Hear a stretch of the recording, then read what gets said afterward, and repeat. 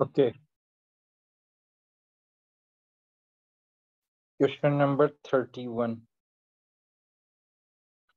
Which changes can be used to measure the rate of chemical reaction? The decrease in concentration of reactant per unit time. जी बिल्कुल सही बात है. जब भी हम reactants concentration की decrease reactant की obviously concentration decrease होती है, तो जब हम उसको per unit time जो है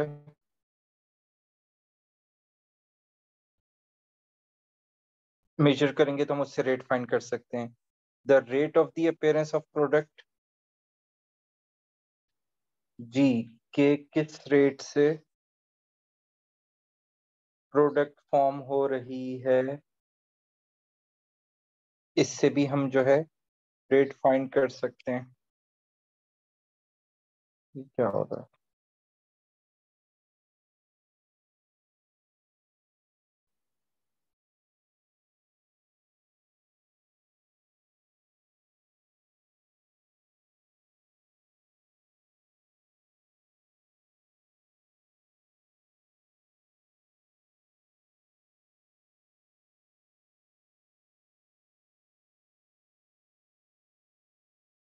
तो किस रेट से प्रोडक्ट अपेयर हो रहा है, ये भी हमें रेट ऑफ रिएक्शन फाइंड करने में हेल्प करेगा. तो सेकंड स्टेटमेंट भी करेक्ट है. The increase in the total volume of gas per unit time at constant pressure पे गैस अगर फॉर्म हो रही है किसी रिएक्शन में और हम उसका वॉल्यूम रिकॉर्ड कर रहे हैं पर यूनिट टाइम, तो वो भी रेट फाइंड करने में हेल्प आउट करेगा. तो अगर तीनों ऑप्शंस करेक्ट हैं तो it means our A answer is A option is a correct option. Is it clear to everyone? Yes.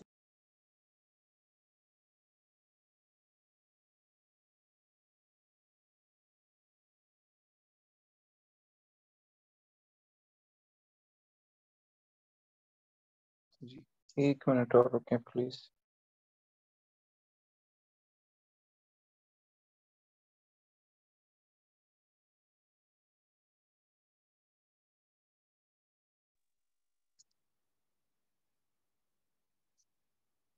Okay, question number 32. Iron reacts with steam to produce hydrogen and an oxide of iron. Question number 32 था query में? Yes. Okay. So iron reacts with the steam to produce hydrogen and an oxide of iron. Okay. A system containing all four substances is at the equilibrium. What change will decrease the mass of iron present at equilibrium? Okay. किस change से equilibrium पे मास decrease होगा iron का? Addition of steam add कर रहे हैं तो इसका मतलब है मैं वाटर को इंक्रीज कर रहा हूँ. वाटर को इंक्रीज कर रहा हूँ तो इक्विलिब्रियम क्या होगा? राइट पे शिफ्ट होगा, और अगर इक्विलिब्रियम राइट पे शिफ्ट होगा तो आयरन की अमाउंट क्या हो जाएगी? डिक्रीज हो जाएगी. ये बात क्लियर है सबको? Yes. So it means first statement is correct. Increase in overall pressure. अगर मैं ओवरऑल प्रेशर इंक्रीज कर रहा हूं, दोनों साइड्स पे number of gas moles are 4. On both sides there are equal number of moles of gas, so increase in pressure does not affect the equilibrium, right? So second statement goes wrong. ये बात clear है सबको? Yes. Addition of an effective catalyst. If I add the catalyst doesn't change the position of the equilibrium, so this also goes wrong.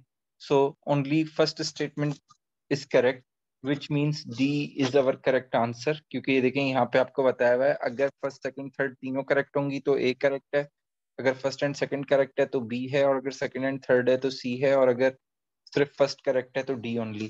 Clear है सबको? अगर किसी को कोई कंफ्यूजन है तो प्लीज पूछ लें.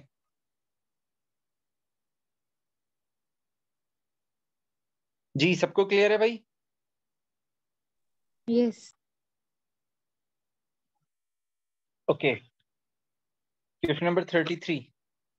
Ethylene glycol, and we have a formula of ethylene glycol over here. That is OHCH2CH2OH, is used as a de-icer. It allows ice to melt at a temperature below 0 degrees Celsius.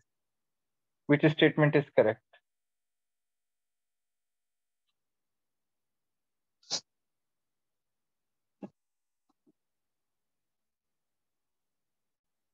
Ethylene glycol disturb the extensive network of hydrogen bonds in ice. क्या ये बात सही हो सकती है?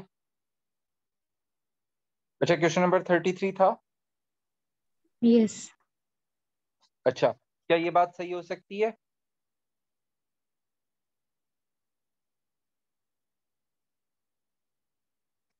Yes. देखें, अगर वो 0 डिग्री बिलो पे जो है टेम्परेचर पे जो है आइस को मेल्ट कर रहा है, तो इसका मतलब है कि वो नेटवर्क जो हाइड्रोजन बॉन्ड्स का नेटवर्क है उसे ब्रेक कर रहा है, राइट? तो इट मीन्स हमारा फर्स्ट स्टेटमेंट क्या हो जाएगा? करेक्ट हो जाएगा। ये बात क्लियर है सबको? यस। भाई अगर किसी को कोई कंफ्यूजन है तो प्लीज पूछ लें। Ethylene glycol molecules form hydrogen bonds with other ethylene glycol molecules. तो इथिलीन ग्लाइकोल में OH है, तो इसका मतलब है क्या इथिलीन ग्लाइकोल दूसरे इथिलीन ग्लाइकोल के मॉलिक्यूल से हाइड्रोजन बॉन्ड फॉर्म कर सकता है? जी।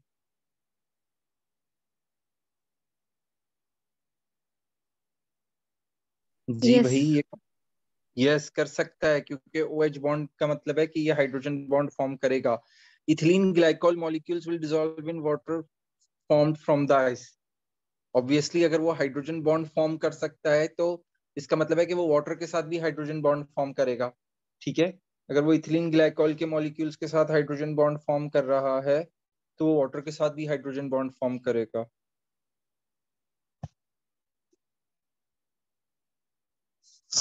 तो इट मीन थर्ड स्टेटमेंट भी करेक्ट है, और अगर तीनों स्टेटमेंट्स करेक्ट हैं तो हमारा करेक्ट आंसर क्या होगा? ए होगा। ये क्लियर है सबको? यस। ओके, इसके बाद हमारे पास कौन सा क्वेश्चन था?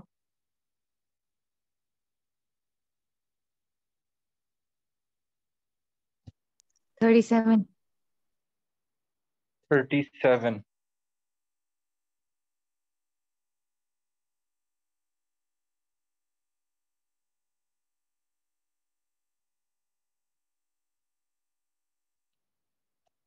Okay, now question number 37। A diketo acid is a compound with a two ketone groups and one carboxylic acid group. ठीक है, we have a one limonene and one terpinolene. Which statement about the reactions of limonene and terpinolene are correct? When reacted with an excess of hydrogen and a nickel catalyst, limonene and terpinol produces a same compound. क्या ये बात सही कह रहे हैं? अगर हम access hydrogen के साथ रिएक्ट करवाएं निकल कैटलिस्ट की प्रेजेंस में, तो क्या ये दोनों सेम कंपाउंड फॉर्म करेंगे? यस।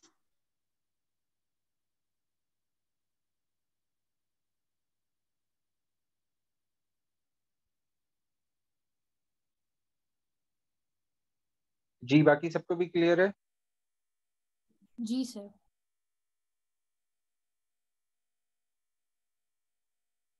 ओके, क्यों? क्योंकि सब जगह पे डबल बॉन्ड हट जाएगा और यहाँ पे भी सिंगल बॉन्ड आ जाएगा, यहाँ पे भी सिंगल बॉन्ड आ जाएगा, इसी तरह यहाँ पे भी सिंगल बॉन्ड आ जाएगा, यहाँ पे भी सिंगल बॉन्ड आ जाएगा। तो फर्स्ट स्टेटमेंट हमारी करेक्ट है, दोनों की प्रोडक्ट जो बनेंगी वो सेम बनेंगी। An excess of hot concentrated acidified KMnO4 reacts with limonene and with terpinolene to form different diketo acids. Diketo acids उन्होंने क्या बोला था कि कौन सा मॉलिक्यूल होता है जिसमें दो कीटोन ग्रुप्स हों और एक कार्बोक्सिलिक एसिड हो? अच्छा जी, अगर हम इसकी बात करें तो लिमोनिन यहाँ और यहाँ से ब्रेक होगा।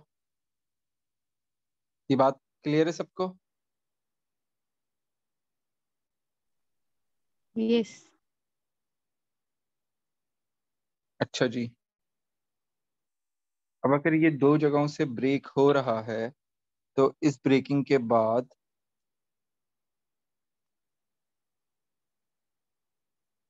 इस मॉलिक्यूल का स्ट्रक्चर ये हो जाएगा, और यहाँ से और यहाँ पे डबल बॉन्ड था जो ब्रेक हुए हैं, राइट? ये बात क्लियर है सबको? यस। तो यहाँ पे कीटोन बनेगा, यहाँ पे भी कीटोन बनेगा और यहाँ पे कार्बोक्सिलिक एसिड बनेगा, तो ये डाइकीटो एसिड तो बन रहा है। ये बात क्लियर है सबको? यस। अब अगर हम इसको देखें तो ये यहाँ से और यहाँ से ब्रेक होगा। जब ये इन दो जगहों से ब्रेक होगा तो जो हमें प्रोडक्ट मिलेगी वो प्रोडक्ट कुछ ये होगी, जिसमें यहाँ पे भी कीटोन बनेगा क्योंकि यहाँ से डबल बॉन्ड ब्रेक हुआ था, यहाँ पे भी कीटोन बनेगा और यहाँ पे कार्बोक्सिलिक एसिड बनेगा। तो अगर हम दोनों केसेस में देखें तो दोनों डाइकीटो एसिड्स डिफरेंट हैं, क्योंकि यहाँ पे कीटोन इस कार्बन पे बन रहा है और यहाँ पे रिंग वाले कार्बन पे बन रहा है, जो कि इसमें डिफरेंस क्रिएट कर रहे हैं। तो इट मींस फर्स्ट स्टेटमेंट भी हमारी करेक्ट है और सेकंड स्टेटमेंट भी हमारी करेक्ट है। ये बात क्लियर है सबको? यस।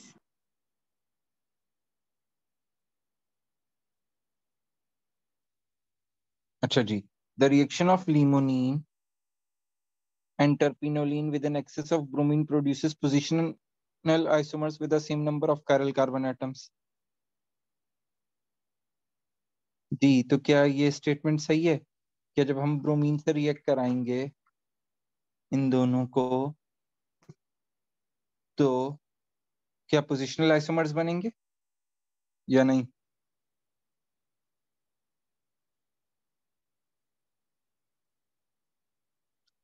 देखें, चलें हम ब्रोमीन से रिएक्ट कराते हैं तो होगा क्या भाई? ब्रोमीन से रिएक्ट कराएंगे तो एक ब्रोमीन यहाँ आ जाएगा, एक ब्रोमीन यहाँ आ जाएगा, एक ब्रोमीन यहाँ पे लगेगा और एक ब्रोमीन यहाँ पे लगेगा, क्योंकि इन सब जगहों पे डबल बॉन्ड था। ये बात क्लियर है सबको? यस। और अगर हम लिमोनिन में यही ब्रोमिनेशन करते हैं तो एक ब्रोमीन यहाँ पे आएगा और एक ब्रोमीन यहाँ पे आएगा, एक ब्रोमीन यहाँ पे आएगा और एक ब्रोमीन यहाँ पे आएगा। तो पोजिशनल आइसोमर बन रहे हैं क्योंकि यहाँ पे ब्रोमीन इस जगह पर है और यहाँ पे इस जगह पे नहीं है, बल्कि दूसरी साइड पर है। ये बात समझ में आ रही है? अब उन्होंने क्या बोला है कि वो ऐसे पोजिशनल आइसोमर्स हैं जिनमें same number of chiral carbon हैं। तो अब जरा काउंट करें, क्या दोनों में same number of chiral carbon हैं?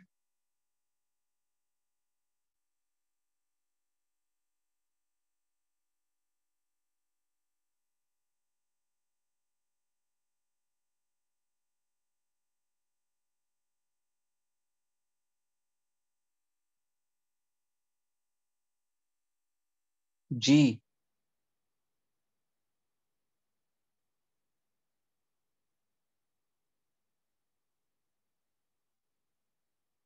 जी भाई, कायरल कार्बन दोनों में सेम हैं क्या? नो। नो। अच्छा, राइट वाले में कितने कायरल कार्बन हैं? 3। 3। बिल्कुल सही है, क्योंकि राइट वाले में अगर हम कायरल कार्बन को पॉइंट आउट करें तो ये और ये है, और लेफ्ट वाले में पॉइंट आउट करें तो ये ये और ये 4 हैं। तो थर्ड स्टेटमेंट रॉन्ग हो गई, और अगर थर्ड स्टेटमेंट रॉन्ग हो गई और 1 और 2 करेक्ट है तो इसका मतलब है आपका करेक्ट आंसर क्या है? बी है। ये बात क्लियर है सबको? यस। किसी को कंफ्यूजन है तो प्लीज पूछ लें।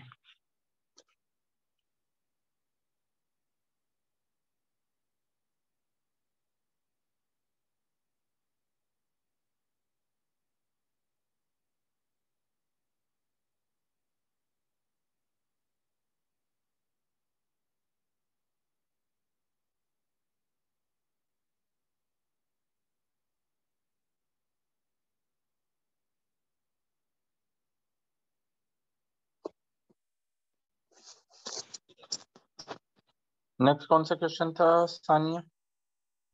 39। 39। Which statement about the chlorofluoroalkanes are correct? Both CCl and CF bonds are readily dissociated by ultraviolet radiation. क्या ये स्टेटमेंट सही है?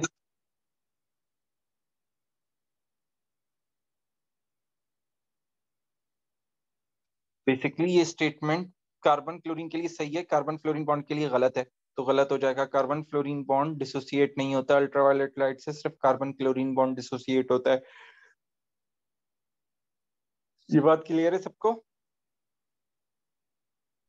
सर सिर्फ क्लोरीन होगा, इसके अलावा कोई भी आ जाएगा वो नहीं होगा? नहीं, क्योंकि उनकी बॉन्ड एनर्जी ज्यादा होगी। जिनकी बॉन्ड एनर्जी कार्बन क्लोरीन से कम है वो भी हो जाएंगे। जिस तरह अगर कार्बन ब्रोमीन की बॉन्ड एनर्जी इससे कम होती है, कार्बन आयोडीन की और कम होती है, तो वो भी हो जाते हैं। ठीक है। Okay. They have yes. Caused ozone depletion. जी, ओजोन डिप्लीशन क्रिएट करते हैं ये, क्योंकि क्लोरीन जब ब्रेक हो जाएगा और रेडिकल बना लेगा तो फिर वो ओजोन को डिप्लीट करना स्टार्ट कर देगा। They are chemically inert. ये बात भी सही है, नॉर्मल कंडीशंस में ये केमिकली इनर्ट होते हैं। हायर टेम्परेचर पे अपर एटमॉस्फेयर में जाके जो है ये रिएक्शन स्टार्ट करते हैं। तो अगर आपका फर्स्ट रॉन्ग है और बाकी दोनों सही हैं, तो सेकंड और थर्ड, तो इसका मतलब है आपका करेक्ट आंसर सी होगा। ये बात क्लियर है सबको? यस। ओके। अच्छा जी, अब मुझे ये बताएं,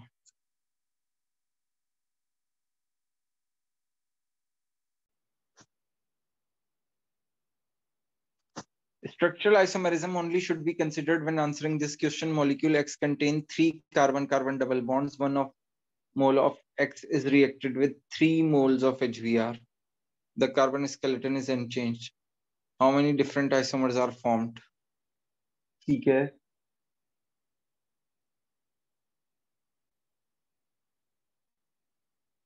हमें क्या आइडेंटिफाई करना है, कितने डिफरेंट आइसोमर्स फॉर्म हो रहे हैं। अच्छा, अगर HBr से कंप्लीट रिएक्शन होता है तो हमें ये तो पता है कि ये ये और ये सारे सिंगल बॉन्ड्स बन जाएंगे। एक एच यहाँ पे आ जाएगा, एक Br यहाँ पे आ जाएगा, एच यहाँ पे आ जाएगा, Br यहाँ पे आ जाएगा, एक एच यहाँ पे आ जाएगा और Br यहाँ पे आ जाएगा। ये बात क्लियर है सबको? ये तो एक हमने नॉर्मल वे में बात कर ली।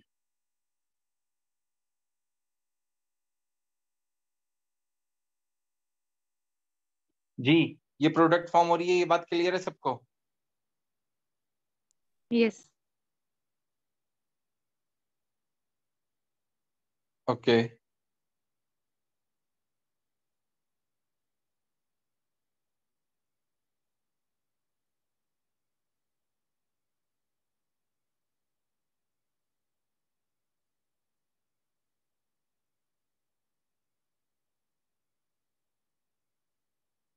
अच्छा, अब हमें देखना है कि उन्होंने ये बोला है कि इसके कितने स्ट्रक्चरल प्रोडक्ट वो बन सकते हैं। तो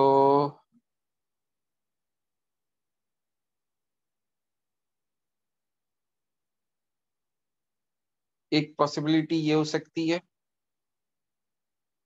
कि बीच वाला एच और Br अपनी पोजीशन पे लें। मैं सिर्फ वो बना रहा हूँ, ठीक है।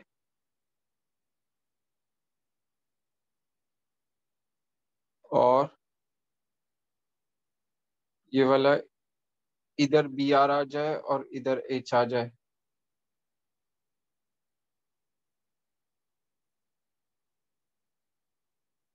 और इस साइड पे H इधर ही रहे और Br भी इधर ही रहे। दूसरी पॉसिबिलिटी ये हो सकती है कि इन दोनों की पोजीशन एज इट इज रहे। Br इधर है, H इधर है, चेंज होने के बाद इधर भी ऐसा हो गया कि Br इधर आ गया और H इधर आ गया।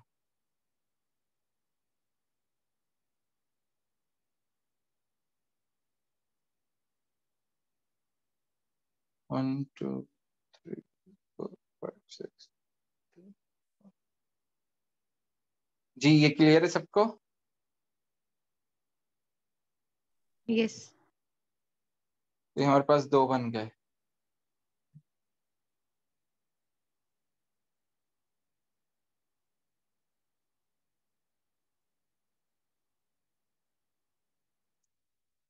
अच्छा जी,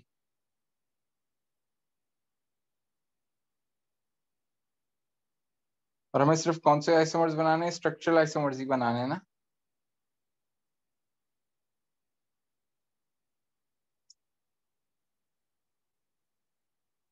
तो यहाँ पे तो ये 2 फॉर्म हो रहे हैं, इसमें मैं क्यों फंस अटक रहा हूँ?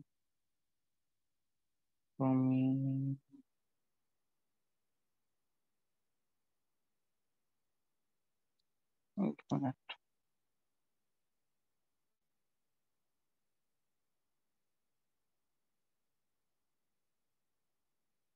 अच्छा, तो हमारे टोटल कितने बन गए थे? 3 बन गए थे, राइट? एक ये था जो मॉलिक्यूल एक्स पे बनाया था और उसके बाद मैंने 2 पे पोजीशंस दिखा दी। अच्छा जी,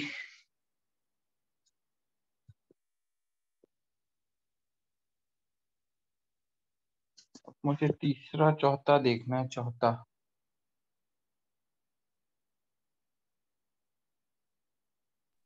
सर ऐसा हो सकता है जो सेंटर में एच बी आर लगा हुआ है पहले बी आर लग जाए फिर एच लग जाए। नहीं, उससे देखें फर्क नहीं पड़ेगा क्योंकि पूरा मॉलिक्यूल सिमेट्रिकल है ना। अगर मैं ये सिमेट्री लेता हूं तो फर्क नहीं पड़ेगा। बात समझ में आ रही है? यस।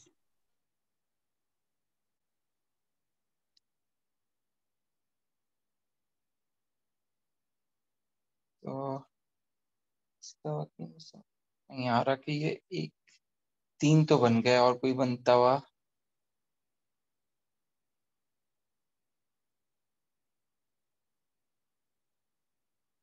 नजर नहीं आ रहा। जो भी यार और भी यार होगा, चलो 3 4 5 6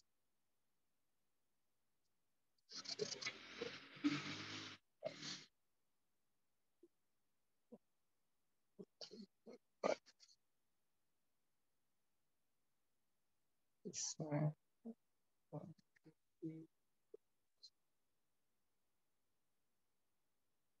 शायद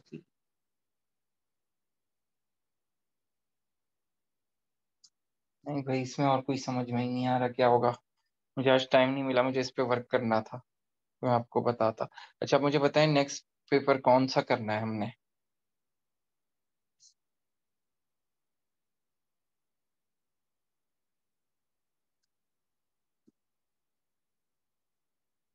जी, नेक्स्ट पेपर कौन सा करना है? सर जो कि आप लोग 2019 का मई जून कर लें।